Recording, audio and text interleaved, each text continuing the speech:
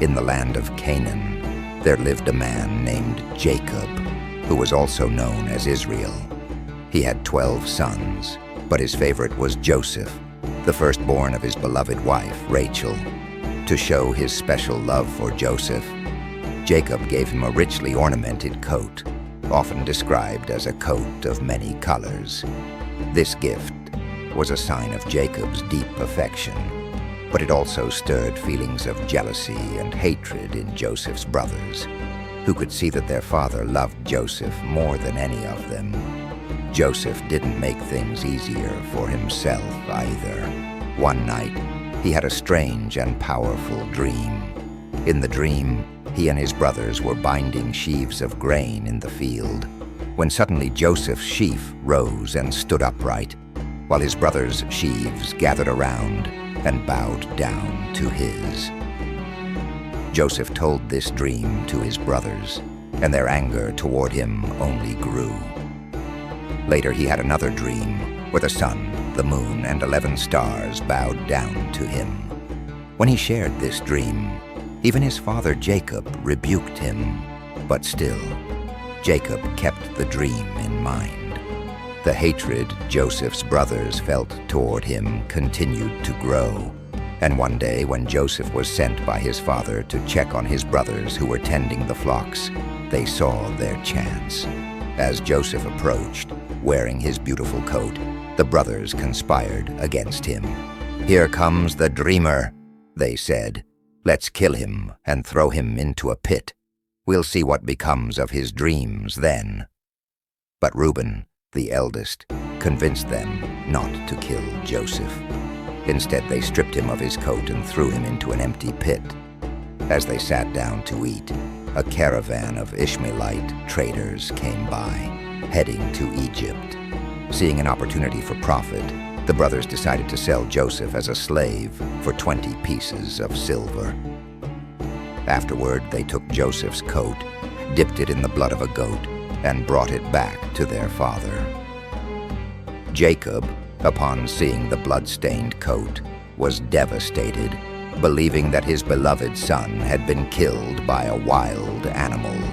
He tore his clothes in mourning and refused to be comforted.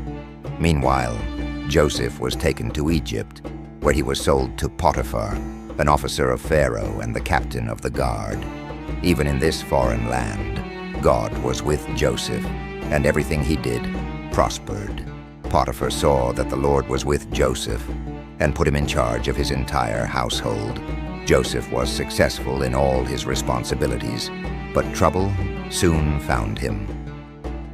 Potiphar's wife noticed Joseph's good looks and tried to seduce him. Joseph, a man of integrity, refused her advances, staying loyal to both God and his master. Angered by his rejection, Potiphar's wife falsely accused Joseph of trying to assault her.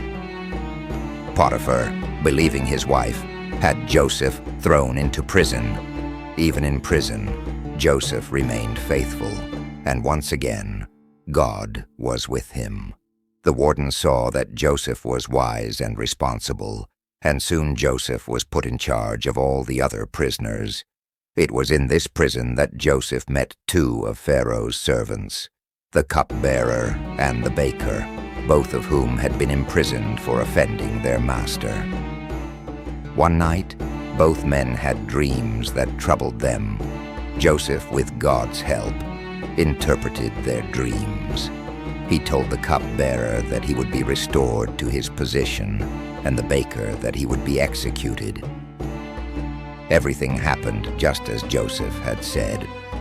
2 years passed, and Joseph remained in prison. Then Pharaoh himself had a series of disturbing dreams.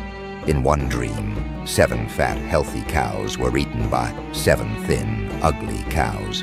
In another, 7 healthy heads of grain were swallowed by 7 thin and scorched heads of grain. None of Pharaoh's wise men could interpret the dreams, but the cupbearer, now back in his position, remembered Joseph and told Pharaoh about him. Joseph was brought before Pharaoh, and through God's wisdom, he explained the meaning of the dreams. There would be 7 years of great abundance in Egypt, followed by 7 years of severe famine. Joseph advised Pharaoh to store surplus grain during the years of plenty, so that the people would not starve during the famine. Pharaoh, impressed by Joseph's wisdom and insight, appointed him as second in command over all of Egypt, giving him authority to carry out the plan. When the famine came, it spread beyond Egypt to other lands, including Canaan, where Joseph's family lived. Hearing that there was grain in Egypt, Jacob sent his sons, Joseph's brothers, to buy food. When they arrived in Egypt, they came before Joseph, but they didn't recognize him. Joseph, however, knew exactly who they were.